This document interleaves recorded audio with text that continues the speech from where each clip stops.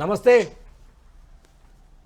తెలంగాణ ప్రజలందరికీ పూర్తి స్థాయిలో వార్తా విశేషాలను నిజాలను చెప్పడానికి మీ ముందుకు వచ్చాము. అదేవిధంగా పూర్తి స్థాయిలో ఇక్కడ తెలంగాణ రాష్ట్రంలో ఏం జరుగుతుందో చూసాం. ఇక్కడ నిన్న గవర్నర్కి సంబంధించినటువంటి ఏదైతే ఉందో గవర్నర్కి సంబంధించినటువంటి విషయాలలో పూర్తి స్థాయిలో అక్కడ బట్టి మిస్ అయ్యారు. ఉప ముఖ్యమంత్రి బట్టి విక్రమార్క మిస్ అయ్యారు.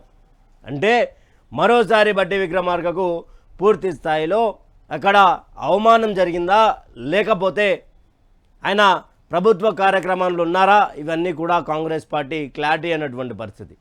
ఒకవైపు తెలంగాణ రాష్ట్రంలో ఉన్నటువంటి కాంగ్రెస్ పార్టీ ఈ విధి విధానాలను ఈలో చేస్తున్నటువంటి ఇఫ్తార్ విందులో ఇవన్నీ కూడా చూస్తూ ఉంటే ఇక్కడ మన పక్కనే ఉన్నటువంటి కర్ణాటక రాష్ట్రంలో ముఖేష్ అనే సోదరుడు ఆయన దుకాణంలో ఆయన ఒక ఉన్నటువంటి షాప్లో ఆ షాప్లో ఆయన హనుమాన్ చాలీసా పెట్టుకుంటే అక్కడ ఉన్నటువంటి సదరు యువత ముస్లిం యువత అక్కడ హనుమాన్ చాలీసాను ఎన్నిసార్లు చెప్పాలరా నీకు, బంద్ చేయమంటే బంద్ చేయవా, ఇక్కడ ఆజాం నడుస్తూ ఉన్నది, నువ్వు ఎందుకు బంద్ చేస్తలేవు అని చెప్పి ఆయనను కొట్టడం జరిగింది.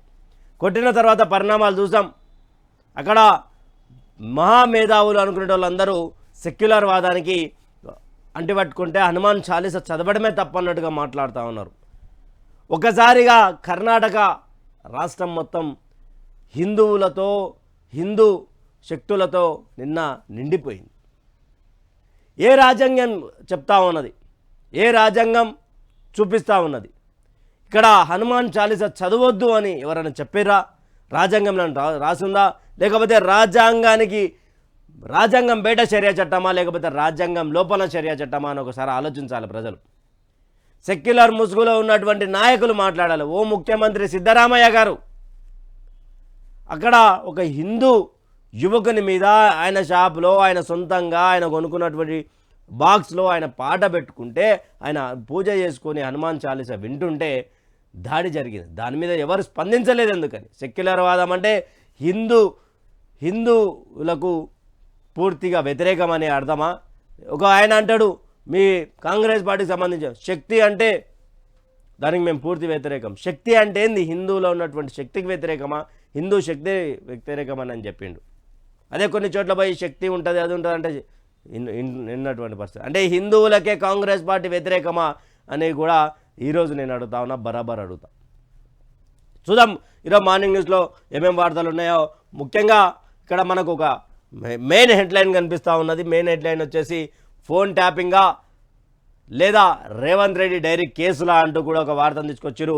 కాకిలపై కక్ష కట్టిన నోట్ల కట్టలు, ఎన్నికల్లో డబ్బు సీజ్ చేసిన వాళ్ళపై కాంగ్రెస్ సర్కార్ కక్ష సాధింపు చర్యలు, డబ్బు సీజ్ చేసినందుకు ఫోన్ ట్యాపింగ్ కేసులు, ఎన్నికల డ్యూటీ చేసిన అధికారుల్లో మరింత భయం, ఎక్కడ ఎత్తుకుపోతారన్న టెన్షన్, డ్యూటీ చేయడమే తప్ప అని ప్రశ్న.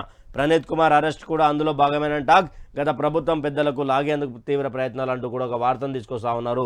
ఎన్నికల ముందు రేవంత్ రెడ్డి పదే ఒక మాట చెప్పేవారు, తమను ఇబ్బంది పెడుతున్న పోలీసు పేర్లను రెడ్ డైరీలో రాసి పెడుతున్నామని, తాము అధికారంలోకి రాగానే వారి సంగతి చూస్తామని చాలాసార్లు హెచ్చరించారు. కొందరు అధికారుల పేర్లు ప్రత్యేకంగా ప్రస్తావించేవారు. దీనికి తోడు ఎన్నికల సమయంలో అక్రమంగా తరలిపోతున్న డబ్బును ఎలక్షన్ కమిషన్ ఆదేశాల మేరకు సీజ్ చేసిన అధికారులకు ఇప్పుడు చుక్కలు చూపెడుతున్నారని తెలుస్తుంది. ఆనాడు వార్నింగ్ ఇచ్చిన రేవంత్ రెడ్డి ఇప్పుడు సీఎం కావడంతో తన హెచ్చరికలను అమలు చేస్తున్నారనే ప్రచారం జరుగుతుంది. రాష్ట్రంలో కొద్ది రోజులుగా ఫోన్ ట్యాపింగ్ వ్యవహారం కలకలం రేపుతుంది. గత ప్రభుత్వం హయాంలో ఇంటెలిజెన్స్ విభాగంలో పనిచేసిన ప్రణీత్ కుమార్ అనే డీఎస్పీని పోలీసులు అరెస్ట్ చేశారు. ప్రణీత్ కుమార్ అరెస్టుకు ముందు నుంచి కాంగ్రెస్ పార్టీ అనుకూల మీడియాలో ఫోన్ ట్యాపింగ్ అంటూ వార్తలు రాస్తూనే ఉన్నారు. కానీ డీఎస్పీ ప్రణీత్ కుమార్పై నమోదైన ఎఫ్ఐఆర్లో ఎక్కడా కూడా ఫోన్ ట్యాపింగ్ సెక్షన్లు లేవు. అయినా కూడా ఫోన్ ట్యాపింగ్ కేసులోనే అరెస్ట్ అయ్యారంటూ వార్తలు వస్తున్నాయి. ఒకవేళ ఫోన్ ట్యాపింగ్ జరిగినట్టు తర్వాత తెలిసినా ఆ కేసులో ఆ సెక్షన్లు చేర్చాలి. కానీ ఇప్పటి వరకు పోలీసులు ఆ పని చేయలేదు. ప్రణీత్ కుమార్ను ఫోన్ ట్యాపింగ్ కేసులోనే అరెస్ట్ చేశామంటూ బయటకు లీకులు ఇస్తున్నారు. కానీ ఎఫ్ఐఆర్లో మాత్రం అవి కనిపించడం లేదు. అయితే అసలు ఈ కేసు ఫోన్ ట్యాపింగ్ గురించి కాదని, దీని వెనుకాల వేరే వ్యవహారం ఉందనే చర్చ పోలీసు వర్గాల్లో జరుగుతుంది. వాళ్ళే టార్గెట్. రాష్ట్రంలో 3 నెలల క్రితం అసెంబ్లీ ఎన్నికలు జరిగాయి. ఎన్నికల సమయంలో పార్టీలు డబ్బులు పంచడం పరిపాటిగా మారిపోయింది. అంటే అక్కడ పూర్తి స్థాయిలో డిఎస్పీ ప్రణీత్ కుమార్ విషయంలో ఏం జరిగింది అనేది న్యూస్ లైన్ తెలంగాణ రాసుకుంటూ వచ్చింది. ఏం రాసుకుంటూ వచ్చిందంటే డిఎస్పీ ప్రణీత్ కుమార్ మీద ఏదైతే ఎఫ్ఐఆర్ నమోదైందో ఎఫ్ఐఆర్ నమోదులో కనీసం ఎక్కడ కూడా ఈ యొక్క ఫోన్ ట్యాపింగ్ సంబంధించినటువంటి సెక్షన్స్ లేవు, ఎలా అరెస్ట్ చేస్తారో ఇక్కడ దీనికి మూల సూత్రధారం ఏదంటే 9.5 సంవత్సరాల కాలంలో కాంగ్రెస్ పార్టీకి సంబంధించినటువంటి కార్యకర్తలను, కాంగ్రెస్ పార్టీకి సంబంధించిన లీడర్లను ఎవరైతే అక్కడ తమ డ్యూటీ చేసుకొని వాళ్ళని అరెస్ట్ చేశారో, వాళ్ళ మీద కేసులు చేశారో వాళ్ళందరినీ కూడా ఆనాడు ప్రతిపక్షంలో ఉన్నాడు ఏం చెప్పిండు రేవంత్ రెడ్డి గారు, అక్కడ పూర్తి స్థాయిలో నేను రాసి పెట్టుకుంటున్నా రెడ్డి డైరీలో అని చెప్పి అన్నాడు. అయితే ఆ వ్యక్తే మరోసారి సీఎం కావడంతో ఇక్కడ పోలీసు వాళ్ళు ఇబ్బంది పడతా ఉన్నారు, పూర్తిగా భయాందోళనకు గురవుతున్నటువంటి సందర్భం కనిపిస్తూ ఉన్నదని రాసుకుంటూ వచ్చారు పత్రికలు. నిజమా అంటే ఎస్, ఇమీడియట్గా కాంగ్రెస్ పార్టీ అధికారంలోకి రాగానే అక్కడి నుండి బదిలీలు ఎట్లయినా చూసినాం కదా, దాదాపు పూర్తి స్థాయిలో తెలంగాణ రాష్ట్రం మొత్తం బదిలీలైనాయి. బదిలీల పర్వం మొదలుపెట్టారు. ఇక్కడి నుంచి అక్కడేస్తారు, అక్కడి నుంచి ఇక్కడేస్తారు. వాళ్ళకు అనుకూలమైనటువంటి పోలీస్ అధికారులను, ఉన్నతాధికారులను తెచ్చిపెట్టుకుంటా ఉన్నారు. మరి చూడాలి ఏం జరగబోతా ఉన్నది ప్రణీత్ రావు విషయంలో అనేది. కానీ నిజానికైతే ఎలక్షన్ సమయంలో ఈసీ చెప్తుంది డబ్బు పంచొద్దని, డబ్బు పంచినటువంటి ఎవరైతే ఉన్నారో వాళ్ళ మీద కేసులు అయిన వాళ్ళను కూడా, కేసులు చేసినటువంటి ఇబ్బందులు పెట్టిన వాళ్ళను కూడా పోలీసుల మీద అధికార పార్టీ జులుం విధిస్తుందని కూడా చెప్తా ఉన్నారు. బట్టి మిస్సింగ్, గవర్నర్ ప్రమాణంలో కనిపించని డిప్యూటీ సీఎం, ఆహ్వానం లేకనే రాలేదని ప్రచారం, దళిత బిడ్డకు వరుస అవమానాలు, యాదాద్రిలో చిన్నపీటపై కూర్చోబెట్టడం, ప్రభుత్వ కార్యక్రమాలు కనిపించని ఫోటో, రాజ్భవన్కు రాకపోవడం పైన అనుమానాలు అంటూ కూడా ఒక వార్తను తీసుకొని వచ్చింది. ఎంత పెద్ద పదవిలో ఉన్న సామాజిక వర్గం విషయంలో అవమానాలు ఎదురవుతాయని అక్కడెక్కడ చూసి ఉంటాం. కానీ ఇప్పుడు సాక్షాత్తు రాష్ట్రంలోనే అలాంటి ఘటన కళ్ళ ముందు జరుగుతుందని విమర్శలు వస్తున్నాయి. ఇలాంటిది ప్రతిరోజు ఏదో ఒక వార్త చూడాల్సి వస్తుందనే మాట దళిత సమాజం నుంచి వినిపిస్తుంది. ఏకంగా దళితుడైన డిప్యూటీ సీఎం బట్టి విక్రమార్క విషయంలో తరచుగా జరుగుతున్న కొన్ని ఘటనలు దీనికి బలాన్ని చేకూరుస్తున్నాయి. చివరికి గవర్నర్ ప్రమాణాన్ని కూడా ఆయన రాకపోవడం ఇది మరింత చర్చనీయంగా మారిందంటూ కూడా ఇక్కడ వార్తను తీసుకొని వచ్చారు. పూర్తి స్థాయిలో నేను నిన్ననే మాట్లాడినా దీని గురించి, నిన్న మధ్యాహ్నం సమయంలో దీని గురించి మీకు మాట్లాడి వివరించే ప్రయత్నం చేసిన. బట్టి విక్రమార్క నిజానికి డిప్యూటీ సీఎంగా ఉన్నా, ఎక్కడ సాక్షాత్తు ఎక్కడ ఏ పదవులు ఉన్నా, ఎంత హోదాలో ఉన్నా, ఎంత హుందాగా ఉన్నా, మన కులానికి సంబంధించి మనని తొక్కివేస్తున్నారు అనేది ఒక వార్తను తీసుకొని వచ్చింది. నిజానికి బట్టి విక్రమార్క నిన్న ఎక్కడికి వెళ్ళారు? ఆహ్వానం లేక రాలేదా, లేకపోతే ప్రభుత్వం ఆహ్వానం పంపలేదా? ఇప్పుడు వస్తున్నటువంటి వార్తలు నిజమేనా అనే ప్రశ్నలకు ఇంకా గట్టిగా సమాధానం దొరకాలంటే ఆయన మాట్లాడాల్సినటువంటి అవసరం ఉంది. ఆయన ఎట్లా సమర్థించుకుంటారు, నాకు ఏదో పని ఉన్నది నేను రాలేకపోయినా. కానీ ఎందుకని బట్టి విక్రమార్క కనిపించడం లేదు? బట్టి విక్రమార్క అక్కడ యాదగిరిగుట్టకు సంబంధించినటువంటిది కావచ్చు, ఇక్కడ గవర్నర్ సంబంధించినటువంటి ప్రమాణ స్వీకారోత్సవంలో కావచ్చు, ఎక్కడికి వెళ్ళారు? బట్టి విక్రమార్క పదవి పోతుంది అనే కొన్ని సోషల్ మీడియా ట్రెండ్ అవుతూ ఉన్నది. బట్టి విక్రమార్క రాజీనామా చేయబోతా ఉన్నారు పదవికి అని ఒక ట్రెండ్ అవుతూ ఉన్నది. నిజానికి మరి బట్టి విక్రమార్క రాజీనామా చేయబోతా ఉన్నారా తెలంగాణ రాష్ట్రంలో? అంటే డిప్యూటీ ముఖ్యమంత్రిగా, ఉప ముఖ్యమంత్రిగా దామోదర రాజనరసింహ పేరు, అదేవిధంగా వివేక్ వెంకటస్వామి పేరు, ఇద్దరి పేర్లు కూడా జత చేసి ఇక్కడ పరిశీలిస్తున్నట్టుగా సమాచారం ఉన్నది. కాంగ్రెస్ వర్కింగ్ కమిటీ నేషనల్ అధిష్టానం వీళ్ళ పేరు. అంటే మరి బట్టికి వేరే శాఖ ఏమైనా లేకపోతే ఉప ముఖ్యమంత్రి ఏమన్నారా? గతంలో జరిగినటువంటి తప్పిదాలే మళ్ళీ వీళ్ళు చేయబోతా ఉన్నారు. అంటే అంతకంటే ఎక్కువ ఉన్నది వీళ్ళది కాంగ్రెస్ పార్టీకి సంబంధించినటువంటి. వీళ్ళేమో ఇఫ్తార్ విందులు, ఆ దోస్తానా ఈ దోస్తానా, ఢిల్లీకి రావాలి, బయట దేశాలకు పోయి రావాలనే ఈయన పనులు ఉంటే, ఇక్కడ బట్టి విక్రమార్క గారు ఫోటో తీసేసారు. ఏడా? ప్రజాభవన్ దగ్గర, అంటే అలియాస్ ప్రగతి భవన్ దగ్గర. ప్రభుత్వ కార్యక్రమాల బ్యానర్లలో, అడ్వర్టైజ్మెంట్లలో బట్టి విక్రమార్క ఫోటో కనిపించడం లేదు. మొదట ఇద్దరు ముఖ చిత్రాలు కనిపించినటువంటి బ్యానర్లు, అడ్వర్టైజ్మెంట్లు ఈ మధ్య కనిపించడం లేదు. ఎందుకు కనిపించడం లేదు అనేది ఒక ప్రశ్నగా మారింది. ఆయన అంటే ఇప్పుడు మొత్తం పిఆర్ స్టంట్, అంటే మొత్తంగా సీఎం రేవంత్ రెడ్డి ఒక్కడే కనిపించేటట్టుగా అడ్వర్టైజ్మెంట్లు కూడా రూపొందిస్తూ ఉన్నారు. రాజ్భవన్లో రేవంత్ వర్సెస్ తుమ్మల, కొత్త గవర్నర్ ప్రమాణం ముగిశాక ఘటన, ఆగ్రహంతో ఊపిన మంత్రి తుమ్మల, సీఎం కాన్వాయ్ ఆపి మరీ వాగ్వాదం, మధ్యలో వచ్చిన చిన్నారెడ్డికి తుమ్మల వార్నింగ్, చివరకు చీఫ్ సెక్రటరీ దగ్గరికి వెళ్ళిన వ్యవహారం అంటూ కూడా ఒక వార్త. రాజ్భవన్లో రాష్ట్ర ప్రభుత్వ పెద్దల మధ్య గొడవ కలకలం రేపుతుంది. రాజ్భవన్లో బుధవారం కొత్త గవర్నర్ ప్రమాణ కార్యక్రమం జరిగిందంటూ కూడా ఇక్కడ ఒకసారి ఇది రెండులో చూద్దాం.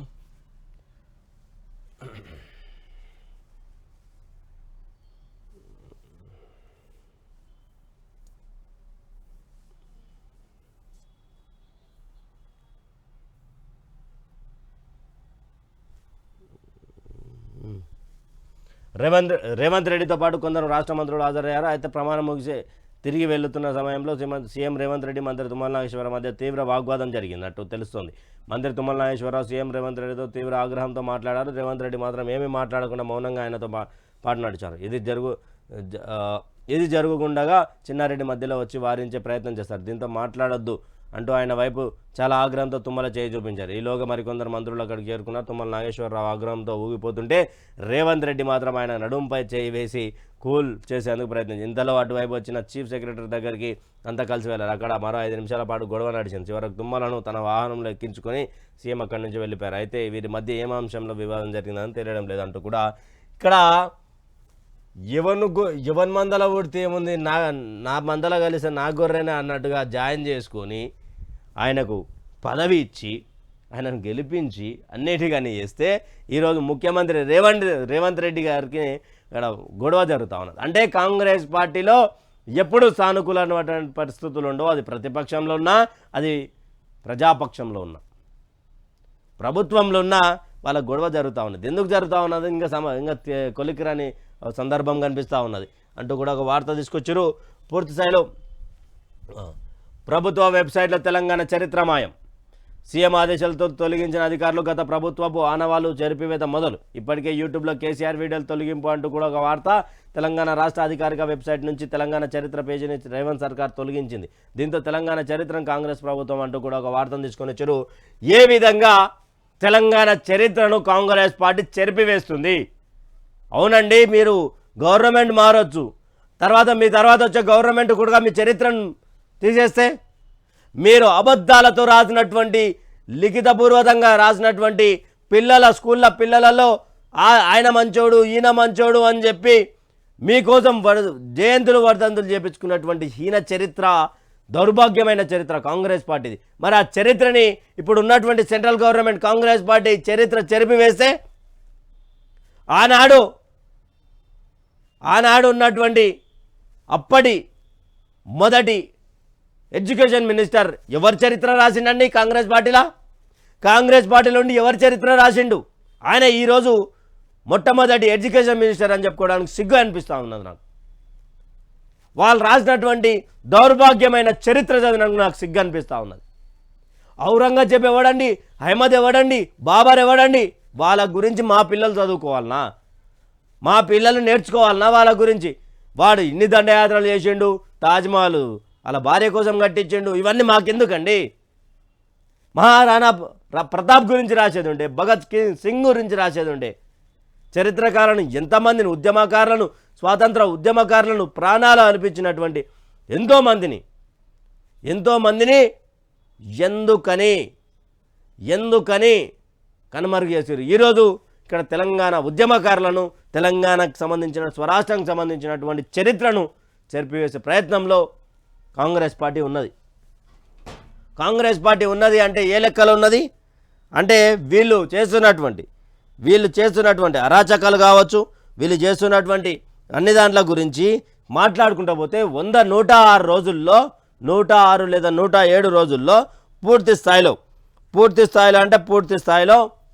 ఈ యొక్క చరిత్రను చెరిపివేసే ప్రయత్నం చేస్తూ ఉన్నారు. అంటే ఇప్పుడు కేసీఆర్ గారి వీడియోలో ఆల్రెడీ డిలీట్ చేశారు, కనిపించకుండా చేశారు యూట్యూబ్లో. ఇప్పుడు చరిత్ర కూడా కనిపించకుండా చేస్తూ ఉన్నారు. ఏమని ఉన్నది ఈడ? రిక్వెస్టెడ్ పేజ్ నాట్ ఫౌండ్ అంటూ కూడా ఆడున్నది. ఏం జరుగుతూ ఉన్నది తెలంగాణ రాష్ట్రంలో? చరిత్రను చెరిపేస్తారా? తెలంగాణ రాష్ట్రం కోసం కొట్లాడినటువంటి, స్వరాష్ట్రం సాధించినటువంటి ఉద్యమ నాయకుడు వీడియోలు తీసేసారు. ఇప్పుడు తెలంగాణ స్వరాష్ట్రం అంటే రాసుకోరు. ఇప్పుడు కాంగ్రెస్ పార్టీ ఇచ్చింది, అడగంగానే ఇచ్చింది, అమరవీరులు ఉద్యమకారులు ఎవరు చనిపోలేదు అని రాసుకున్నా కూడా ఆశ్చర్యపోవాల్సినటువంటి టైం ఉడికొస్తుందేమో నాకు తెలిసి. ఎందుకు వస్తుంది అంటే కాంగ్రెస్ పార్టీ చేతిలో చరిత్ర ఉంటే అది అత్తే రాసుకుంటారు. పూల్ చాచాని ఎవరు? దేవుడు పిల్లలకు ఇష్టమైనవాడు. ఎవరికి పిల్లలకు? వాళ్ళ ఇంట్లోలక. మహాత్మా గాంధీ ఎవరిచ్చిరండి మహాత్మా అని ఆయనకు? నిజాలు నిర్భయంగా చెప్తే ఎంత దారుణంగా ఉంటుందంటే ఇంకా చాలా దారుణంగా ఉంటుంది. నిజాలు మాట్లాడనీయకండి. చరిత్రని చెరిపివేయడానికి మీరెవరండి? తెలంగాణ చరిత్రని చెరిపివేయడానికి తెలంగాణ చరిత్రను జరిపేస్తారా? అంటే తెలంగాణ రాష్ట్రంలో మన పిల్లలు కాబోయే వచ్చే జనరేషన్ పిల్లలకు తెలంగాణ ఉద్యమం ఎట్లా జరిగింది, తెలంగాణ ఏం జరిగింది అనేది తెలియద్దా? తెలంగాణ చరిత్రను చెరిపేయడం ఏంటండి? ఉత్తుత్త పదవుల కోసం కరీంనగరం మంత్రుల కయ్యం. కార్పొరేషన్ పదవులపై పొన్నం వర్సెస్ దుద్దిల్లా. శ్రీధర్ బాబు వర్గానికి ఇచ్చుకున్నారన్న అలక, తనకు వ్యతిరేకంగా పనిచేసిన వ్యక్తికి ఇచ్చారన్న ఆగ్రహం. దీపాదాస్, వేం నరేందర్కు పొన్నం ఫిర్యాదు. రాష్ట్రంలోని పలు కార్పొరేషన్లకు ప్రభుత్వ ఇటీవల చైర్మన్ని నియమించింది. ఎలక్షన్ షెడ్యూల్ను విడుదలైన రోజు సాయంత్రం 37 మంది పదవులు ఇచ్చినట్టు ప్రకటించింది. అయితే ఈ పదవుల అంశం కరీంనగరం జిల్లా మంత్రుల మధ్య చిచ్చు పెట్టినట్టుగా తెలుస్తుంది. ఉమ్మడి జిల్లా నుంచి పొన్నం ప్రభాకర్, శ్రీధర్ బాబు మంత్రులుగా ఉన్నారు. పదవులు ఇచ్చేటప్పుడు తనను సంప్రదించలేదని పొన్నం ప్రభాకర్ గుర్రుగా ఉన్నట్టు తెలుస్తుంది. అన్నీ తన వాళ్ళకే ఇచ్చుకుంటే నా వాళ్ళ పరిస్థితి ఏంటి అని మండిపడ్డారని సమాచారం. దీనిపై రాష్ట్ర వ్యవహారాల ఇన్ఛార్జ్ దీపాదాస్ మున్షి సీఎం సలహాదారుడు వేం నరేందర్తో తన గోడ వెలబెసుకున్నట్టుగా పార్టీ వర్గాల చర్చ అవుతుంది. క్యాబినెట్ సర్కార్లు నన్ను పట్టించుకోవడం లేదు, ఆయన మాట చెల్లుబాటు అవుతుంది అంటూ సన్నిహితుల తీవ్ర అసహనం వ్యక్తం చేశారని అంటున్నారు. శాతవాహన అర్బన్ డెవలప్మెంట్ అథారిటీ చైర్మన్గా కోమటిరెడ్డి నరేందర్ రెడ్డి, రాష్ట్ర మహిళా కమిషన్ చైర్పర్సన్గా నేరెళ్ల శారదన్ ప్రభుత్వం నియమించింది. వీరిద్దరు కూడా శ్రీధర్ బాబు కోటరీ నాయకులు కావడం పొన్నం అలక అంటూ కూడా ఆల్రెడీ ఇక్కడ తుమ్మల నాగేశ్వరరావు గారు ఇక్కడ మంత్రివర్యులైన, ఇక్కడనేమో మరోవైపేమో ఇక్కడ పొన్నం ప్రభాకర్ అన్న బీసీ సామాజిక వర్గానికి సంబంధించినటువంటి బీసీ మంత్రి. ఆయన కూడా పూర్తిగా ఇక్కడ దుద్దిల శ్రీధర్ బాబుకు సంబంధించి కరీంనగరం సంబంధించినటువంటి ఉమ్మడి జిల్లాకు సంబంధిస్తే ఈ ఇద్దరు అక్కడ ఉన్నటువంటి మంత్రివర్యులు ఇక్కడ ఏం జరుగుతూ ఉన్నది కాంగ్రెస్లో అంటే మరోసారి అగ్గి రాజేసుకుంటా ఉన్నది కాంగ్రెస్ పార్టీ. వాళ్ళ గొడవలు అవుతా ఉన్నాయని క్లియర్ అర్థమవుతా ఉన్నది.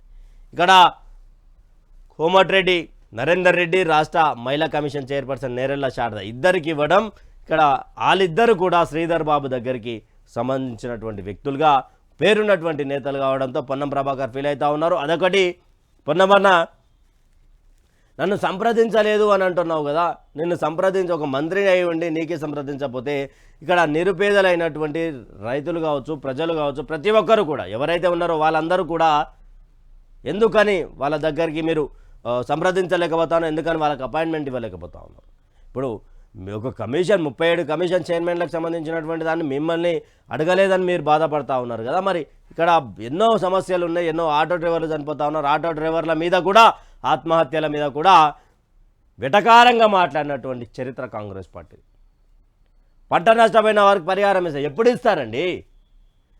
ఎప్పుడు ఇస్తారు? ఎంపీ టికెట్లు ఇట్లా నిలబడేటోళ్ళు నిలబడతానే ఉంటారు, వచ్చేటోళ్ళు వస్తున్నారు. ఆల్రెడీ గేట్లు ఓపెన్ చేసినామని చెప్పారు కదా మీరు.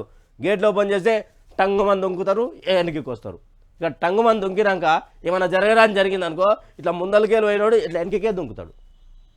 అది పర్మనెంట్ ఉండేటోళ్ళు కదా వాళ్ళు. ఇట్లా వచ్చారుగా జిప్పు మన వస్తారు, పారాషూట్ వేసుకుంటారు, దిగుతారు, కొట్టిరు, ఈరోజు మాట్లాడతారు. ఎంపీ క్యాండిడేట్ల కోసం చూస్తూ ఉన్నారు కానీ 20,000 పైన ఎకరాలు పంట నష్టపోయినటువంటి రైతులను ఎవరు పట్టించుకోవడం లేదు, ఎవరు మాట్లాడటం లేదు దాని గురించి. తెలంగాణ రాష్ట్రంలో పంట నష్టపోయిన రైతులకు పరిహారం ఇస్తామని చెప్పి తూతు మాటలు మాట్లాడడం కానీ అలా రైతు బంధే చక్కగా ఇవ్వలేకపోతే పంట నష్ట పరిహారం ఏడిస్తారని చెప్పి కూడా రైతులు క్వశ్చన్ చేస్తూ ఉన్నారు. పార్లమెంట్ ఎన్నికల్లో దెబ్బ పడుతుంది అంటే మామూలు దెబ్బ పడదు కాంగ్రెస్ పార్టీకి. చూడండి, రైతులు తలుచుకుంటే, యువత తలుచుకుంటే ఏమైనా జరుగుతుంది. కాంగ్రెస్ పాలన ప్రజలకు ఒరిగేది ఏమీ లేదంటూ కూడా ఒక వార్తను తీసుకొచ్చారు. బీజేపీలో చేరిన మాజీ గవర్నర్ అంటూ కూడా ఒకటి, అభిషేక్ బోయిన్పల్లికి బెయిల్ అంటూ కూడా ఒక వార్తను తీసుకొచ్చారు. ఇక్కడ నిన్న ఎంఐఎం వర్సెస్ మంత్రి కోమటిరెడ్డి వెంకటరెడ్డి వాగ్వాదం జరిగింది, ఇష్యూ అయింది. అక్కడ ఎంఐఎం నేతలు అక్కడ చాలా పెద్ద ఇష్యూని చేశారు. అదేందో తెలుసుకునే ప్రయత్నం చేద్దాం. ముస్లిం నాయకులపై మంత్రి కోమటిరెడ్డి జులుం. సిఏఏపై ప్రశ్నించినందుకు మండిపడ్డ మంత్రి, నోరు మూసుకో, నీకు మర్యాద ఇచ్చేదేంటని ఆగ్రహం. మంత్రి ఆదేశాలతో ముస్లిం నాయకుడు అరెస్ట్. నల్గొండ కలెక్టరేట్ ముందు ఘటన అంటూ కూడా నల్గొండ కలెక్టరేట్ ముందు సిఏఏకి what is your state government stand about CAA అని అడిగింది. ఎవరు? ఎంఐఎం నేతలు. అక్కడ జరిగినటువంటి ఆ సిఏఏ గురించి అడగడానికి వస్తేనే ఇక్కడ వాగ్వాదం జరిగింది. అక్కడ సంబంధించినటువంటి ఎంఐఎం నేతను కూడా అరెస్ట్ చేసినట్టుగా వార్త అందుతుంది. తహసీల్దార్పై మంత్రి పొన్నం ఫిర్యాదు. తన కాల్ రికార్డ్ చేసి కౌశిక్ రెడ్డికి పంపారని ఆగ్రహం, చర్యలు తీసుకోవాలని చీఫ్ సెక్రటరీకి ఫిర్యాదు. కళ్యాణ లక్ష్మి చెక్కులకు సంబంధించి వైరల్ అయిన ఆడియో. అంటే ఇక్కడ తహసీల్దార్పై ఒక మంత్రి ఫిర్యాదు ఎవరికి చేశారు? చీఫ్ సెక్రటరీకి చేసిండు. ఆయన ఏం చేసిండు? నాతో మాట్లాడి నా ఆడియో కాల్ అనేది కౌశిక్ రెడ్డికి ఎట్లా పంపిస్తాడు, ఆయన మీద ఇమీడియట్గా చర్యలు తీసుకోవాలంటూ కూడా ఒక వార్తను తీసుకొని వచ్చారు. అయ్యో, ఎకరానికి రూపాయలు 10,000 పరిహారం ఇస్తాం. మంత్రి తుమ్మల ప్రకటన. రైతుల విపక్షాల డిమాండ్తో దిగొచ్చిన సర్కార్. రైతులు విపక్షాలు, రైతుల తర్వాత విపక్షాల కంటే ముందు ప్రశ్నించింది వైఆర్టీవీ తెలుగు. నష్టపరిహారం ఇవ్వాలి, నష్టపరిహారం కూడా ఎలా ఇవ్వచ్చో కూడా చెప్పింది. నష్టపరిహారం ఎలా ఇవ్వచ్చో కూడా చెప్పింది వైఆర్టీవీ తెలుగు. మీరు చూస్తలేరా ప్రజలారా? ఎవరు ప్రశ్నించే దిగొచ్చింది? మనము గతంలో చెప్పుకున్నాం. మన ఛానల్కి సబ్స్క్రైబ్ చేసుకున్నది ఎవరు? ముఖ్యమంత్రి యనమల రేవంత్ రెడ్డి గారు. అంటే బరబ్బర్ మా ఛానల్ చూస్తున్నాడు, మమ్మల్ని కూడా చూస్తూ ఉన్నాడు అని తెలుసు మాకు. ఆయనకు సంబంధించినటువంటి కీలక నేతలు, ప్రభుత్వంలో ఉన్నటువంటి పెద్దలు కూడా మమ్మల్ని చూస్తూ ఉన్నారు. అయితే ఇక్కడ నష్టపరిహారం ఎలా ఇవ్వాలి అని కూడా మేము వైఆర్టీవీ తెలుగు క్లియర్గా చెప్పింది. ఇలా ఇస్తే రైతులను కాపాడండి, ఇవి చేస్తే రైతులను కాపాడచ్చు, పంట నష్ట పరిహారంతో పాటు మరింత సహాయం చేయొచ్చు అని చెప్పి లెక్కలతో కూడినటువంటి నష్టపరిహారం ఇవ్వచ్చు. ఇలా ఇలా ఇలా ఇది ఇన్ని దాంట్లో ఇన్ని కత్తెరలు పెడితే ఇలా చెయ్యొచ్చు అని చెప్పి మనం కాంగ్రెస్ పార్టీకి అడ్వైజ్ ఇచ్చినాం. మరి వాళ్ళు చేస్తామని అంటున్నారు. ఇక్కడ విపక్షాల కంటే ముందు రైతుల తరపున మాట్లాడింది వైఆర్టీవీ తెలుగు. అయితే ఇక్కడ ఎకరానికి రాష్ట్ర వ్యాప్తంగా అకాల వర్షాలు, వడగళ్ల వాన కారణంగా పంట నష్టపోయిన రైతులకు పరిహారం ఇచ్చేందుకు ప్రభుత్వం సిద్ధంగా ఉందని వ్యవసాయ శాఖ మంత్రి తుమ్మల నాగేశ్వరరావు అన్నారు. ఎకరాకు రూపాయలు 10,000 నష్టపరిహారం ఇవ్వనట్లు తెలిపారు. పంట నష్టాన్ని అంచనా వేయాలని అధికారులకు ఆదేశించినట్లు చెప్పారు. అలాగే రాష్ట్రంలో మరో 2-3 రోజులు కూడా అకాల వర్షాలు సంభవించే అవకాశం ఉందన్నారు. రైతులంతా తగు జాగ్రత్తలు తీసుకోవాలని కోరారు. వ్యవసాయ ఉద్యాన మార్కెటింగ్ అధికారులు రైతులకు అందుబాటులో ఉండి తగు సూచనలు ఇవ్వాలని ఆదేశించారు. మార్కెట్కు తీసుకొచ్చిన ధాన్యం, మిర్చి సహా ఇతర పంటలు దెబ్బతినకుండా అన్ని జాగ్రత్త చేపట్టాల్సిందిగా ఆదేశాలు జారీ చేశారంటూ కళ్ళాల్లో కానీ అంటూ కూడా ఒక వార్తను తీసుకొని వచ్చింది. ఈ వార్త ఏదైతే ఉందో ప్రజలారా ఒకసారి గమనించాలి మీరు కూడా. ఎవరు మాట్లాడిరు, ఏం సంగతి అని. ఈ వార్త ఉన్నది కదా, రైతులకు ఎకరానికి 10,000 రూపాయలు ఇవ్వడానికి కారణం అంటే మేము ప్రశ్నించామని చెప్తా ఉన్నాం. వైఆర్టీవీ తెలుగు ప్రశ్నించింది. వైఆర్టీవీ తెలుగు దీని మీద మాట్లాడింది. ఎవరు స్పందించకముందే రైతులకు న్యాయం చేయండి అని చెప్పింది. మరణించినటువంటి ఆత్మహత్యలు చేసుకున్నటువంటి రైతులకు ఇవ్వండి అని చెప్పింది. బీమా గురించి చెప్పింది, కల్లుగీత కార్మికుల గురించి చెప్పింది. మొత్తానికి దిగొచ్చింది. మరి ఎప్పుడు అమలు చేస్తారో చూడాల్సినటువంటి పరిస్థితి ఉన్నది. రైతు వేదన, అరణ్య రోదన. నీళ్లు లేక ఎండిన వరి పంట చచ్చిపోతానంటూ రైతు కన్నీళ్లు. పైరును గుండెలకు హత్తుకొని ఆవేదన అంటూ కూడా ఒకటి. కన్నబిడ్డ లాంటి పంటను చూసి కన్నీరు మున్నీరు అవుతున్నారు. రైతు దృశ్యాలు నెట్టింట వైరల్ అవుతున్నాయి. సూర్యాపేట రూరల్ మండలం ఎర్కారంలోని దుబ్బతాండకు చెందిన ధరావత్ నరసింహ అనే రైతు 5 ఎకరాలలో వరి పంట వేశాడు. అయితే నీళ్లు లేక పంటంతా ఎండిపోయింది. దీంతో చేను మధ్యలో నిట్ట నిల్లున కూలిపోయాడు. 5 ఎకరాలు మొత్తం ఎండిపోయింది. మెషిన్ వాళ్ళకు ఏమివ్వాలి, మందులోకి ఏమివ్వాలి, మందు తాగి సస్తాను అంటూ కన్నీళ్ళు పెట్టుకుంటూ చెబుతున్న మాటలు అరణ్య రోదన అయ్యాయి. ఈ వీడియో ప్రముఖ జర్నలిస్ట్ ట్వీట్గా చేయగా BRS working president KTR retweet చేశారంటూ కూడా ఒక వార్త. ఇంత కష్టం వచ్చిందండి. తెలంగాణ రాష్ట్రంలో నీళ్లు, నిధులు, నియామకాల కోసం కొట్లాడుకున్నాం కదా. మరి కొట్లాడుకుంటే ఏమైందండి? నీళ్లు లేక రైతుల పంటలు నష్టపోతూ ఉన్నారు, ఎండిపోతూ ఉన్నాయి. రైతులకు ఎడ్లు వరిసేన్లు తినిపిస్తూ ఉన్నారు, గొర్రెలకు తినిపిస్తూ ఉన్నారు. ఏం చేస్తాం మరి? ఏం చేయలేనటువంటి పరిస్థితి కదా. తెలంగాణ రాష్ట్రంలో నీళ్లు లేకపోతే ఏం చేయలేనటువంటి పరిస్థితి కదా. నిండా నీళ్లు ఉంటేనే వరి పంట చేతికి వస్తుంది. 5 ఎకరాల పంట ఖరాబ్ అయితే ఎంత బాధ అనిపిస్తుంది అంటే, నేను ఒక రైతు కుటుంబం నుంచి వచ్చినోనే, నాకు తెలుసు. ట్రాక్టర్లకి ఏమి ఇవ్వాలి, మందులోకి ఏమి ఇవ్వాలి, కూలోలకి ఏమి ఇవ్వాలి. రైతు బంధు ఇచ్చి ఇయ్యక అంటే ఊర్లో 500 మంది ఉంటే 100 మందికి ఇచ్చి మిగతా 400 మందికి పంగనామాలు పెట్టినటువంటి రైతు బంధు, రైతు భరోసా అవి ఇయ్యక ఆ పైసలు ఉండేనన్న కనీసం మందుల పైసలని అవుతుండే, ఆ ట్రాక్టర్ పైసలని అవుతుండే. ఇది తెలంగాణ రాష్ట్రంలో నీళ్లు లేక రైతు పంట చేనులో పడుకున్నటువంటి అక్కడ ఏడుస్తున్నటువంటి దృశ్యం. ఆగానే రైతన్నల ఆత్మహత్యలు, ఆదిలాబాద్లో మరో రైతు బలవన్మరణం. రైతు వ్యతలకు తీర్చే నాదుడే కనబడడం లేదు. అన్నదాతల ఆర్తనాదాలు వినేవాడే లేడు. ఒక్కొక్కరు నేల రాలిపోతున్నా పట్టించుకునే వారే కరువయ్యారు. పంటలు నష్టపోయి అప్పులు తీర్చలేక రోజుకొకరు బలవన్మరణం పాల్పడుతున్నారు. ఆదిలాబాద్ జిల్లాలో పురుగుల మందు తాగి ఓ రైతు ఆత్మహత్య చేసుకున్నాడు. తలమడుగు మండలం బరంపూర్ గ్రామానికి చెందిన కాకర్ల ఆశన్న 43 సంవత్సరాలంట అప్పు చేసి 2 ఎకరాల పత్తి, సోయా సాగు చేస్తారు. అయితే పంట ఆశించిన స్థాయిలో దిగుబడి రాకపోవడంతో పురుగుల మందు తాగి చనిపోయాడు. దీంతో ఆశన్న కుటుంబం తీవ్ర విషాదంలో మునిగిపోయింది. తమను ఆదుకునే వారే లేరా అని కన్నీరు మున్నీరవుతుంది అంటూ కూడా ఇక్కడనేమో అన్ననేమో నేను మందు తాగి చచ్చిపోతా అంటున్నాడు. ఈ అన్ననేమో మందు తాగి చచ్చిపోయాడు. ఆత్మహత్యల మీద ఎవరైనా మాట్లాడుతూ ఉన్నారా? రైతు ఆత్మహత్యల మీద ఎవరైనా స్పందించనున్నారా? ఇక్కడ నష్టపరిహారం గురించి మాట్లాడుతూ ఉన్నారు, మరి ఆత్మహత్యల గురించి మాట్లాడండి. ఓహో, ఆత్మహత్యలు అంటే మీకు వెటకారంగా ఉంటుంది. ఆటో డ్రైవర్లు చచ్చిపోతారు కదా అంటే మీ గవర్నమెంట్ సంబంధించినటువంటి కొంతమంది వ్యక్తులు క్యాబ్ డ్రైవర్లు ఎందుకు చచ్చిపోతలేరు, ర్యాపిడో బైక్ డ్రైవర్లు ఎందుకు చచ్చిపోతలేరు, ఆటో డ్రైవర్లే చచ్చిపోతురా అని వెటకారం చేసినటువంటి మాటలు మాట్లాడి ఎలా ఎమ్మెల్యే దగ్గర సంప్రదించాల్సి వస్తుంది? ఎలా చెప్పండి? 2 ఎకరాలలో కౌలు తీసుకొని 43 సంవత్సరాలంట పాపం పత్తి, సోయా సాగు 2 చేస్తే 2 దిగుబడి రాకపోవడంతో, ఆయనకు ఎక్స్పెక్ట్ చేసినంత రాకపోవడంతో అప్పుల పాలై ఏం చేయాలో తెలియక మరణించినటువంటి గడ ఆదిలాబాద్లో కనిపిస్తూ ఉన్నది. బస్సు ఓవర్లోడ్, మహిళకు తీవ్ర గాయాలు. రేవంత్ రెడ్డి సర్కార్ ప్రవేశపెట్టిన మహాలక్ష్మి పథకం మహిళల ప్రాణాల మీదకి వస్తుంది. బస్సు ఓవర్లోడ్తో ఖమ్మం జిల్లాలో ఓ మహిళ బస్సులో నుండి పడిపోయారు. ఖమ్మం జిల్లా నెలకొండపల్లికి చెందిన కందరబోయిన రమాదేవి ఖమ్మం వెళ్లేందుకు ఆర్టీసీ బస్సు ఎక్కారు. బస్సులో అప్పటికే ఎక్కువ మంది ఉన్నారు. ఒక్కసారిగా బస్సు కదలడంతో అందులోంచి ఆమె జారి పడినట్టు ప్రత్యక్ష సాక్షులు చెప్తున్నారు. తీవ్ర గాయాలు పాలైన ఆమెను వెంటనే హాస్పిటల్కి తరలించారంటూ కూడా ఒకటి. ఉచిత మహిళా బస్సు పథకం నేను కల్లారా చూస్తూ ఉన్నా, హైదరాబాద్ సమాజం చూస్తూ ఉన్నది. అంటే గ్రామ స్థాయిలో ఎలా ఉన్నదో ఉన్నది అది. కానీ హైదరాబాద్లో చంటి బిడ్డలను వేసుకొని ఫుడ్ బోర్డింగ్ చేస్తూ ఉన్నారు. ఇన్ని రోజులు ఫుడ్ బోర్డింగ్ ఎవరు చేస్తూ ఉండే?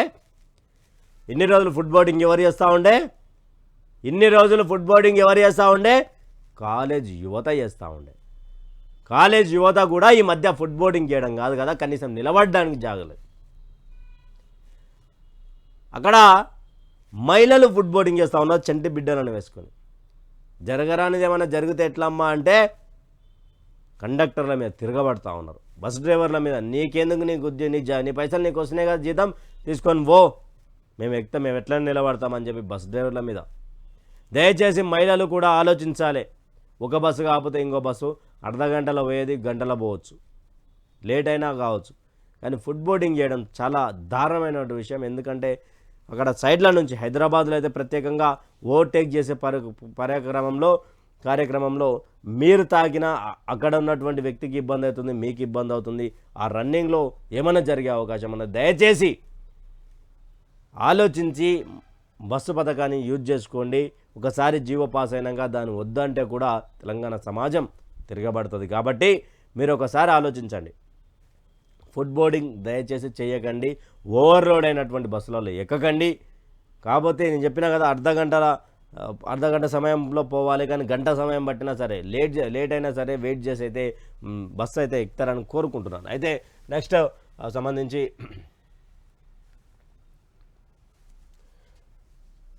గెలుపు వ్యూహాలు. తెలంగాణ బీజేపీ పగడ్బందీ వ్యూహం. మెజార్టీ ఎంపీ స్థానాల లక్ష్యంగా ముందుకు. కమ్యూనిటీల వారీగా ఓటర్లకు దగ్గరే ప్లాన్. ఇన్ఛార్జీల నియామకంపై ఫోకస్. త్వరలో వరుసగా బీజేపీ అగ్రనేతల టూర్లు అంటూ ఒక వార్త. ఏర్పాట్లపై ఇవాళ రాష్ట్ర లోక్సభ ఎన్నికలు వస్తున్నాయి అనగానే బీజేపీ ఫస్ట్ లిస్ట్ రిలీజ్ చేసింది, సెకండ్ లిస్ట్ రిలీజ్ చేసింది. వాళ్ళేమో ఏది వందే భారత్ ట్రైన్ లేక ఉరుకుతా ఉన్నారు. ఇక్కడ కాంగ్రెస్ పార్టీ మాత్రం ఇంకా ప్రభుత్వంలోకి వచ్చినా, ఇంకా ఏం చేసినా ఇండి కూటమి కదా, ఎవరెవరికి ఎన్ని ఇవ్వాలో పంచుకుంటున్నాడు. అదో తు 10 तू 12 तू 13 आधा मेरा वो कैसा होते वो कैसा होते नहीं नहीं नहीं मैं बड़ी पार्टी है ना रे सेंट्रल पार्टी नहीं नहीं नहीं नहीं అని ఇండి కూటమిలా లీడర్లు మాట్లాడుతుంటారు. నువ్వు ఇన్ని తీసుకుంటే నువ్వెన్ని ఎందుకు తీసుకుంటావు, అవునా అట్టెట్లా తీసుకుంటావు అంటారు. అంటే ఇండి కూటమిలా ఇక్కడ తెలంగాణ రాష్ట్రంలో గవర్నమెంట్ అధికారంలో ఉన్నది కదా కాంగ్రెస్ పార్టీ, మరి ఎందుకని ఇప్పటివరకు 4 పేరు 3 పేరు చెప్పింది, ఇంకా మిగతా అసలు మొత్తం అభ్యర్థుల లిస్టే చెప్పాలి ఇప్పటివరకు. దమ్మున్నాడు కేసీఆర్ కాబట్టి అసెంబ్లీ ఎన్నికల కంటే ముందు అందరికంటే ముందు చెప్పిండు. దమ్మున్నాడు లీడర్ ఆయన, ఎస్ దమ్మున్న ఉద్యమ నాయకుడు, ఎస్ నేను ఎప్పుడూ అప్రిషియేట్ చేసుకుంటా. అక్కడ ఆయన అందరికంటే ముందు మీరు ప్రభుత్వాల్లో ఉన్నారు కదా, మీరు ఇవ్వచ్చు కదా మరి. ఓహో మీరు అధిష్టానం ఏం చెప్పండి, ఏం చేయరేమో మీరు. ఇక్కడ పూర్తి స్థాయిలో భారతీయ జనతా పార్టీ అయితే బడా నేతలు తెలంగాణకు రాబోతూ ఉన్నారు. ఇలా చూడాలి మరి. పార్లమెంట్ సెగ్మెంట్లో వీళ్ళు మేం 10 అంటారు, కానీ ఎవరేం 10 కొడతారు, ఎన్ని కొడతారు. ఇదేం ప్రభుత్వం, ఎప్పుడు సీట్లు ఓట్లేనా, అన్నదాతల ఆర్తనాదాలు వినిపించవా, వలసలపై ఉన్న దృష్టి రైతులపై ఏది, వారిపై ఎందుకింత చిన్న చూపు, అన్నదాతలపై కోసం భారత రైతు సమితి పోరాడుతుంది, ప్రభుత్వంపై మండిపడ్డ కేటీఆర్. ఎస్ వీళ్ళకి ఎంతసేపు ఉన్నా నాకు మంత్రి పదవి రాలే, మా ఇంట్లోకి ఎంపీ టికెట్ కావాలి, మా ఇంటి పక్కన వాళ్ళకు ఎమ్మెల్సీ కావాలి, నా ఇంటి ఎన్నుకున్నోనికి జెడ్పీ చైర్పర్సన్ కావాలి, ఇంటి ముందరకి డిసిసిబి బ్యాంక్ చైర్మన్ కావాలి. వీళ్ళకి ఇవి తప్ప రామన్న, వీళ్ళకు ఇవి తప్ప ఏమని ఉంటాయన్న రామన్న చెప్పే నువ్వే. రైతుల ఆర్ధనాదాలు ఎందుకు, వీళ్ళకి ఎంతసేపు ఉన్న గేట్లు ఓపెన్ చేసినాం రరీ, ఏ గుంపులో కొడితే ఏముంది, నా గుంపులోకి వచ్చాక నా గొర్రెనే రరీ తొందర రరీ. ఇవి తప్ప ఇంకేమైనా ఉన్నదా వీళ్ళతన, ఇంకేమైనా మనం మాట్లాడుకోవడానికైనా ఇంకేమైనా ఉన్నదా. పూర్తి స్థాయిలో ఇక్కడ రైతులను మభ్యపెడతా ఉన్నారు, రైతులకు ఏం చేస్తూ ఉన్నారు వీళ్ళు,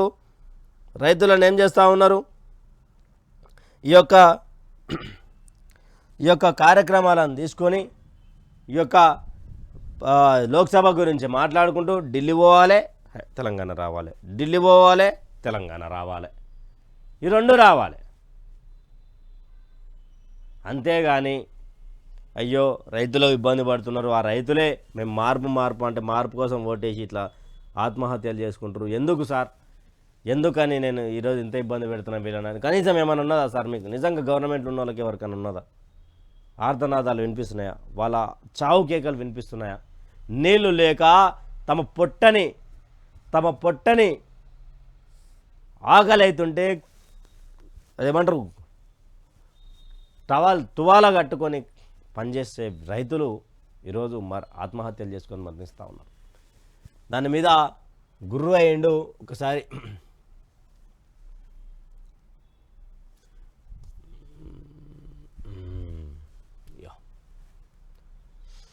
నాశనమే వాళ్ళ లక్ష్యం, మేము యువ స్టార్టప్లను ప్రోత్సహిస్తుంటే కొందరు రాజకీయ స్టార్టప్లను లాంచ్ చేయాలనుకున్నారు. యువత ఆలోచనల వెంట పరుగులు పెడుతుంటే వాళ్ళు నాశనం దిశగా ఆలోచిస్తున్నారు. గత దశాబ్దంలో ఐటీ సాఫ్ట్వేర్ రంగంలో ఎంతో సాధించాం, వికసిత్ భారత్ 2047 దిశగా ప్రయాణిస్తున్నాం, స్టార్టప్ మహాకుంభ వేదికగా రాహుల్పై మోడీ సెటైర్లు. ఇక్కడ ఒకటి మాట్లాడాలి, చెప్పాలి ప్రజలారా, జాగ్రత్తగా వినండి. వికసిత్ భారత్ పేరుతో సెంట్రల్ గవర్నమెంట్ నుండి మీకు వాట్సాప్ మెసేజ్ వస్తుంది ఒకటి. ఆ వాట్సాప్ మెసేజ్ అదనం చేసుకొని అదే యూజింగ్గా అనుకొని అక్కడ సైబర్ క్రైమ్ వాళ్ళు కూడా దాన్ని వాడుతూ ఉన్నారు. దయచేసి ఆలోచించాలి. కొన్ని దాంట్లను మీరు ఓపెన్ చేయకండి. అక్కడ నరేంద్ర మోడీ గారి ఫోటోతో వస్తుంది, వీళ్ళ ఒరిజినల్ కంటెంట్ ఉంటుంది, కానీ వాళ్ళు కూడా ఫేక్ ఒక నెంబర్తో చేస్తూ ఉన్నారు, అది క్లిక్ చేయకండి దయచేసి అంటూ కూడా ఒకటి. ఇక్కడ భారతదేశంలో యువతని లేపే ప్రయత్నము, అభివృద్ధి చేసే ప్రయత్నము, వాళ్ళు సెటిల్ అయ్యే ప్రయత్నంలో స్టార్టప్లను ప్రోత్సహిస్తుంటే రాజకీయ స్టార్టప్లను మొదలు పెడుతున్నారు. తెలుసు కదా ఎవరో, ఆనాటి ఒక పెద్ద వ్యక్తి మునిమనవాడు. ఆనాటి పెద్ద వ్యక్తి మునిమనవడు ఇక్కడ ఇవన్నీ చేస్తూ ఉన్నారు.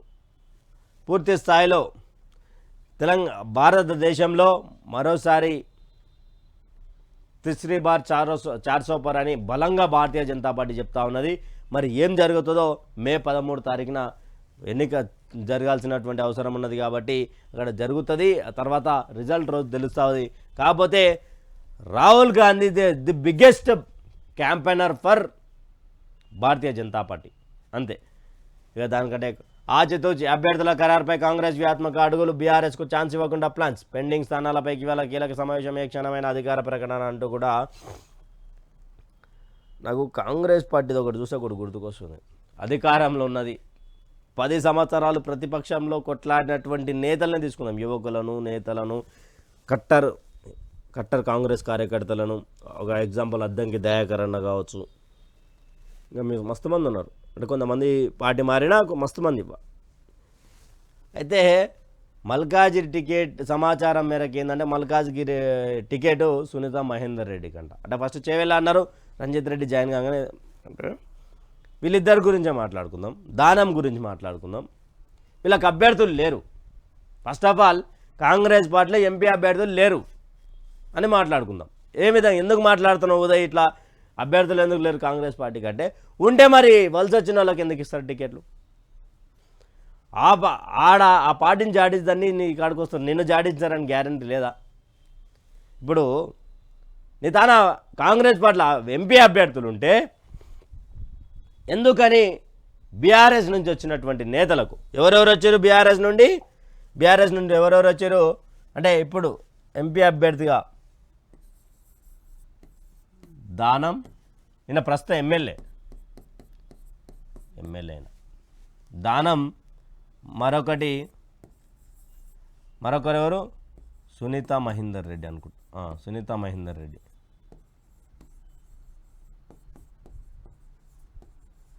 సునీత మహేందర్, 3 రంజిత్ రెడ్డి.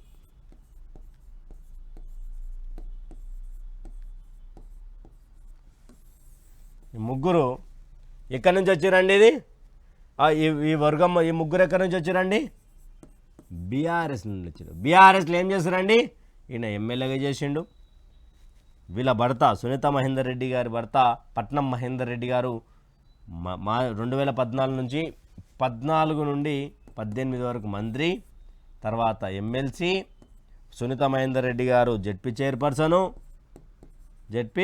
చైర్పర్సను, ఇక్కడనేమో ఎంపీ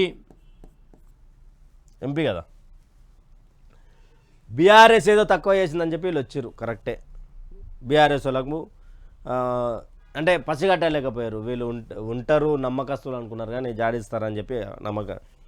అంటే కాంగ్రెస్లో అభ్యర్థులు లేకనే కదా మరి ఈయనకు దానం నాగేందర్ గారికి సికింద్రాబాద్, మల్కాజ్గిరి, చేవెళ్ళ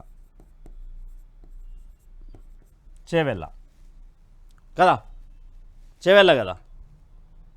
మరి కాంగ్రెస్ అభ్యర్థులు లేరా? ఇక్కడ చేవెళ్ళలా చెప్పి మనం మాట్లాడుకున్నట్టుగా కొంతమంది నాయకులు ఉన్నారు. వాళ్ళు కాదని అంటే వాళ్ళకంటే దేంట్లో గొప్ప అయినా పార్టీ మారినైనా సిట్టింగ్ ఎంపీ స్థానానికి రాజీనామా చేయకుండా పార్టీ మారినటువంటి వ్యక్తి ఈయనకు చేవేళ ఎంపీగా ఎట్లిస్తారు? కాంగ్రెస్ పార్టీలో కొట్లాంటి వాళ్ళు లేరా? మీ అడుగులో అడిగేసినటువంటి వాళ్ళు లేరా? రేవంత్ అన్న అని అడుగుతా ఉన్నా. ఇక్కడ మల్కాజ్గిరిలో నాయకులు అనేటోళ్ళే లేరా కాంగ్రెస్ నుండి? ఏమన్నా ఎలక్షన్ కంటే ముందు వచ్చి పార్టీ బలోపేతం చేసి పార్టీ అధికారంలోకి వచ్చిందా? గెలిచిన తర్వాత వచ్చారు. ఎలక్షన్ టైంలో పొట్టు తిట్టినావు నువ్వే. దానం నాగేందర్ని ఏమన్నావు? దానం నాగేందర్ని బార్ ముందల బీడీలు అమ్ముకున్నట్టు అన్నావు. రంజిత్ రెడ్డిని ఏమన్నావు? నిన్నెవాడు తీసుకుంటాడా? ఎప్పుడు ఉంటావో తెలియదు అన్నావు. మరి ఇలా ఎందుకు తీసుకున్నావు? మహేందర్ రెడ్డి నీకు టీడీపీ పాత పరిచయస్తుడే కదా. టీఆర్ఎస్లోకి వచ్చినాక ఎన్నిసార్లు తిట్టుకున్నారు? వీళ్ళని తీసుకొచ్చి వీళ్ళంతెవరు? కాంగ్రెస్ పార్టీ అభ్యర్థులు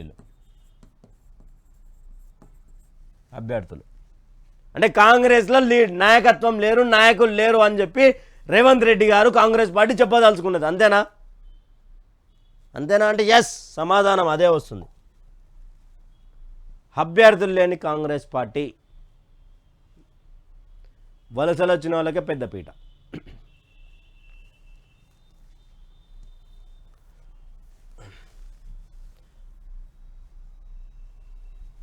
100 రోజుల్లోనే గందరగోళం, 3 నెలల్లో వ్యవసాయం అతలాకుతలం, పంట నష్టపోయిన ప్రతి రైతును ఆదుకోవాలి.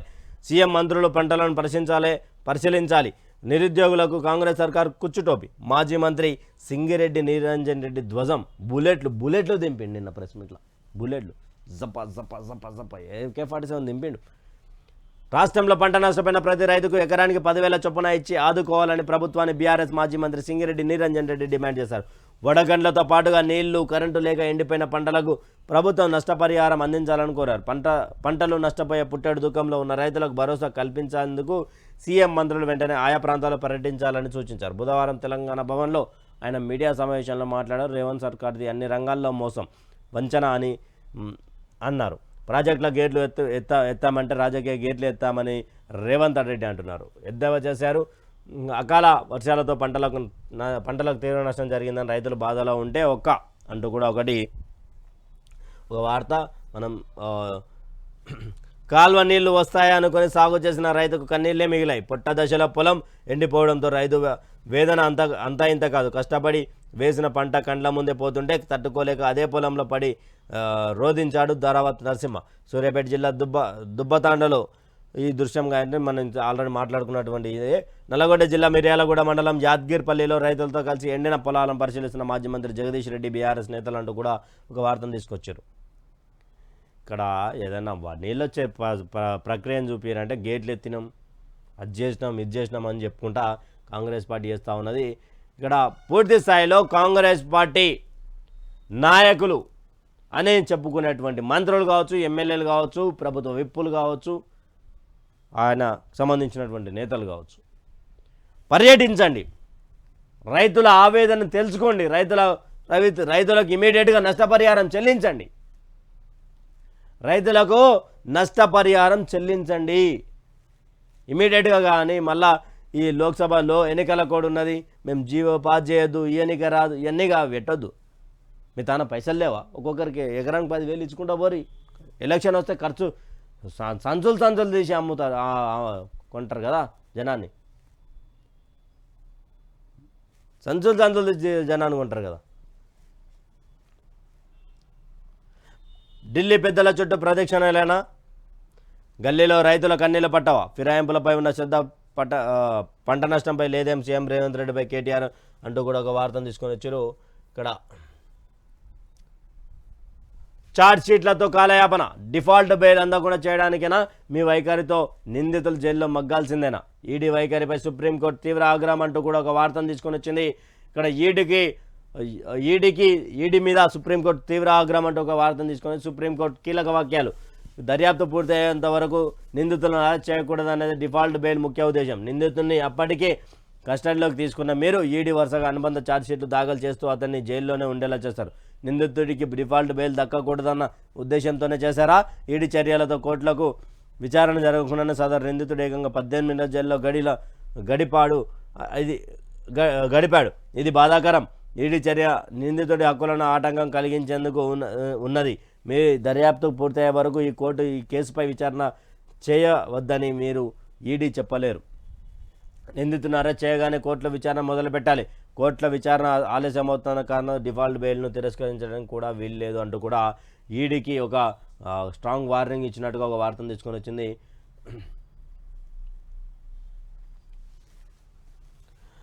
మాదిగలకు కాంగ్రెస్లో అన్యాయం, నాగర్ కర్నూల్ అభ్యర్థిగా నేనే అర్హుణ్ణి. మల్లు రవికి ఇప్పటికే కేబినెట్ హోదా, ఖమ్మం నేతలు నిజాలు దాచేస్తున్నారు, తక్షణమే మీరు జోక్యం చేసుకోండి. సోనియా గాంధీకి సంపత్ కుమార్ లేఖ అంటూ కూడా నిజానికి కూడా ఇక్కడ సంపత్ కుమార్ స్థానికుడు, నాగర్ కర్నూల్ సంబంధించినటువంటి స్థానికుడు, అంటే పక్కన ఉన్నటువంటి సెగ్మెంట్ పక్కన ఉన్నటువంటి సెగ్మెంట్లో కావచ్చు.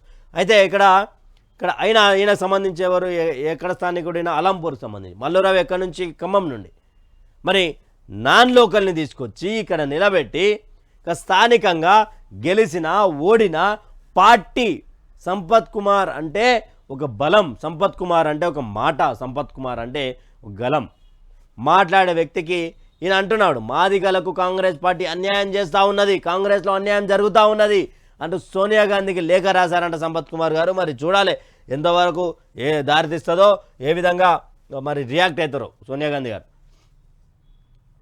చిన్నపీట చిచ్చు, కాంగ్రెస్లో ముదురుతున్న వివాదం, పార్టీ అధినాయకత్వం దృష్టికి గుట్టఘటన. ప్రధాని ప్రస్తావించడంతో అధిష్టానం సీరియస్. ప్రకటనలో బట్టి ఫోటో మాయంతో ఆజ్యం, సీఎం రేవంత్కు ఆరా తీసిన కాంగ్రెస్ పెద్దలు అంటూ కూడా పార్టీ అధినాయకత్వం దృష్టికి గుట్టఘటన. సెంట్రల్ కమిటీ అయినటువంటి సోనియా గాంధీ టీం కావచ్చు, రాహుల్ గాంధీ టీం కావచ్చు, కేసీ వేణుగోపాల్ టీం కావచ్చు, అక్కడ ఉన్నటువంటి మల్లికార్జున గారికి టీం కావచ్చు, ఇక్కడ సాక్షాత్తు ప్రధాని మోడీ ఇక్కడ గుట్ట విషయంలో బట్టికి అవమానం జరిగింది అంటూ కూడా మాట్లాడటంలో అక్కడ సీరియస్ తీసుకుందంట. ఒకసారి మరి అదొకటి డిప్యూటీ సీఎంగా ఉన్నటువంటి బట్టి విక్రమార్కకు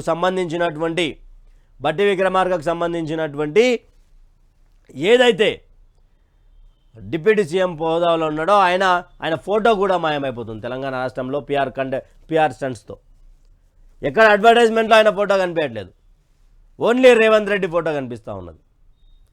దాని మీద పూర్తి స్థాయిలో సీరియస్గా ఉన్నారంట. కానీ ఎన్నికల తర్వాత మాత్రం కాంగ్రెస్ పార్టీలో పెను దుమారం రేగబోతూ ఉన్నది అని అర్థమవుతూ ఉన్నది. క్లియర్గా ఉన్నటువంటి సమాచారం మేరకు ఒకటి మాట్లాడుకోవచ్చు. ఏమనంటే కాంగ్రెస్ పార్టీలో గతంలో రాజ్యసభ ఎంపీ లక్ష్మణ్ గారు మాట్లాడినట్టుగా డబల్ ఇంజన్ సర్కార్ రాబోతా ఉన్నాడు. అంటే దీనికి ఎక్కడ ఆజ్యం వస్తుందో, అసలు ఏం జరుగుతుందో అనే ప్రశ్నలో క్వశ్చన్ మార్క్ తెలంగాణ రాష్ట్ర ప్రజలందరూ మిగిలిపోయినటువంటి సందర్భం కనిపిస్తూ ఉన్నది. 40 లక్షల విలువైన మద్యం లూటి, వైన్ షాపుల్లో ఎంఆర్పీ కంటే అధికంగా వసూలు చేస్తున్నందుకు ఆగ్రహం, 4 వైన్ షాపులకు గ్రామస్తుల దాడి. భద్రాద్రి జిల్లా టేకులపల్లి ఘటన అంట. ఇక్కడ టెట్ జీవోలో స్వల్ప మార్పులు, సమగ్ర నోటిఫికేషన్ ఆలస్యం, టీచర్లకు టెట్ తప్పనిసరి చేస్తూ ఇటీవల హైకోర్టు తీర్పు. తాజా నోటిఫికేషన్లో అవకాశం ఇస్తే అవకాశాల కోసం టీచర్ల విజ్ఞప్తి నిబంధనలు మార్చాల్సిన స్థితి, ప్రభుత్వం పరిశీలనలో ఫైల్ అంటూ కూడా ఒక వార్తను తీసుకొచ్చింది. ఇన్ఛార్జి డిఎంఈ నియామక జీవో రద్దు, రాష్ట్రానికి రెగ్యులర్ డిఎంఈని నియమించాలి హైకోర్టు మధ్యంతర ఉత్తర్వులు అంటూ కూడా ఒక వార్తను తీసుకొని వచ్చారు. మోదీ గారి 3000 ముచ్చట, జనం బార్లు తీరేనచ్చట. పోస్టాఫీస్లో అకౌంట్ ఓపెన్ చేసి 3000 జమ అవుతాయి, ఇది మోదీ ప్రభుత్వం గ్యారంటీ అంటూ కర్ణాటకలోని హుబ్బలిలో వదంతులు వ్యాపించడంతో సమీపంలోని పోస్టాఫీస్కు మహిళలు పోటెత్తారు అనే వదంతులని లేని పోస్టల్ అధికారులు ఎంత చెప్పినా వినిపించుకోలేదు. మంగళవారం రాత్రి పోస్టాఫీసుల దగ్గర మహిళలు బారులు తీరంటూ ఒకటి చూసాము. 10th పేపర్ లీక్, ప్రశ్నలు బయటకి జవాబులు లోపలికి. 10వ తరగతి పరీక్షల్లోనే మాస్ కాపింగ్, ఆదిలాబాద్ జిల్లా ఉట్నూరులో కలకలం, సోషల్ మీడియాలో ఆడియో వీడియో వైరల్. పూర్తి వివరాలు తెప్పించుకున్న కలెక్టర్ అంటూ కూడా ఒక వార్తను తీసుకొచ్చారు. 10వ తరగతి పరీక్షల్లో మాస్ కాపింగ్ జరుగుతుందనే ఆరోపణలు వినిపిస్తున్నాయి. పరీక్షలు ప్రారంభం కాగానే ప్రశ్నపత్రంలోని ప్రశ్నలను తెల్ల కాగితం మీద రాసి బయటకు తీసుకొని రావడం, వాటికి ఉపాధ్యాయులతో జవాబులు రాయించి తిరిగి విద్యార్థులకు చేరవేయడం, పార్ట్ బిలోని ప్రశ్నలకు ఉపాధ్యాయులే జవాబులు డిటెక్ట్ చేయడం లాంటి సంఘటనలు జరుగుతున్నాయనే ఆరోపణలు ఉన్నాయి. ప్రైవేట్ పాఠశాల నిర్వాహకులు ఇన్విజిలేటర్లు మచ్చిక చేసుకొని మాస్ కాపింగ్ వ్యవహారం నడిపిస్తున్నారని విమర్శలు వస్తున్నాయి. ఇక్కడ ఏ గవర్నమెంట్ ఉన్నా లేకులు, పేపర్ లీకేజీలు. ఏం లీకేజీలు? 10th క్లాస్ పేపర్ కూడా లీక్ చేస్తున్నారు. సిగ్గుండాలే కదా కొంచెమైనా. అక్కడ ఉన్నటువంటి డబ్బులకు పేపర్ లీకేజ్ చేస్తారా? ఉపాధ్యాయుల ఆన్సర్ రాస్తారా? మీరే రాసుకోరు ఎగ్జామ్లు, ఇక మీరే రాయండి. నిజమైన మెరిట్ స్టూడెంట్ ఏం చేయాలి మరి? మీరు రాస్తారు, మంచి మార్కులు వస్తాయి, వాడు మెరిట్ స్టూడెంట్ ఏం చేస్తాడు? నాకెందుకు తక్కువ వచ్చినాయని నన్ను ఆలోచిస్తాడు. మీరు ఎగ్జామ్ రాస్తున్నారంటే వాడు ఒక లో స్టాండర్డ్ స్టడీలో ఉన్నట్టే కదా. మరి వాడిని హై గ్రేడ్ తెచ్చి నిజమైన మెరిట్ స్టూడెంట్కి మీరు అన్యాయం చేస్తున్నట్టే కదా. మెట్పల్లి సబ్ డివిజనల్ పోలీస్ కార్యాలయంలో బాధితులతో మాట్లాడుతున్న డీఎస్పీ ఉమామేశ్వరరావు, చిత్రంలో ఎమ్మెల్యే సంజయ్ కల్వకుంట్ల, బీఆర్ఎస్ నాయకులు అంటూ కూడా దళితులపై కాంగ్రెస్ దాడులు. మెట్పల్లిలో జడ్పీటీ సభ్యురాలి భర్త దాష్టికం, కులం పేరుతో దూషిస్తూ తండ్రి కొడుకులపై దాడి. అంబేద్కర్ విగ్రహం వద్ద దళిత సంఘాల నిరసన. మహబూబ్ నగర్లో కాంట్రాక్ట్ కార్మికులపై దౌర్జన్యం, కర్రలతో చితకబాదిన. చెప్తా ఉన్నా కదా, నిన్న మాట్లాడినాం. ఆయన సోషల్ మీడియాలో మాధవరావు అనే అన్న మీద, జగిత్యాల అనుకుంటా, ధర్మపురి అనుకుంటా, అలా మీద జరిగినటువంటి దాడి ఏదైతే ఉన్నదో, ఆయన తర్వాత మరోసారి కాంగ్రెస్ దాడులు చేస్తూ ఉన్నది. కాంగ్రెస్ దాడులు చేస్తూ ఉన్నది అంటే పూర్తి స్థాయిలో ఇక్కడ ఒకవేళ ఇప్పుడు మీరు అధికారంలో ఉన్నారు, ఏమైనా చేస్తూ ఉన్నారు, వాళ్ళ అధికారంలోకి వచ్చిరనుకో, ఇక ఒకసారి అధికారం అనేది ఎవరికి శాశ్వతం కాదు. దయచేసి రాజకీయ నాయకులంతా మంచిగానే ఉంటారు, మీరెందుకు కొట్టుకుంటున్నారో, మీరెందుకు ఇంత వింత ప్రవర్తన చేస్తూ ఉన్నారో అర్థం కానిటువంటి పరిస్థితి. ఇది ప్రజలారా, తెలంగాణ రాష్ట్రంలో పూర్తి స్థాయిలో కాంగ్రెస్ సంబంధించినటువంటి దాడులు జరుగుతూ ఉన్నాయి, కాంగ్రెస్ పార్టీకి సంబంధించినటువంటి ఈ యొక్క పరిస్థితులు కనిపిస్తూ ఉన్నాయి. మొత్తంగా తెలంగాణ రాష్ట్రంలో ఇక్కడ రైతులు పంట నష్టపోతూ ఉన్నారు అంటూ కూడా ఒక విషయం కనిపిస్తూ ఉన్నది. ఇక్కడ రైతుల కోసం దయచేసి కాంగ్రెస్ పార్టీ గవర్నమెంట్ పట్టించుకోవాలంటూ కూడా విపక్షాలు అడుగుతూ ఉన్నాయి. ఇక్కడ ఢిల్లీలో లోక్సభ ఎన్నికల గురించి జరుగుతున్నటువంటి దాని మీద ఉన్నంత దృష్టి ఇంకా మీకు వేరే దాని మీద లేదా అంటూ కూడా ప్రశ్నిస్తున్నారు.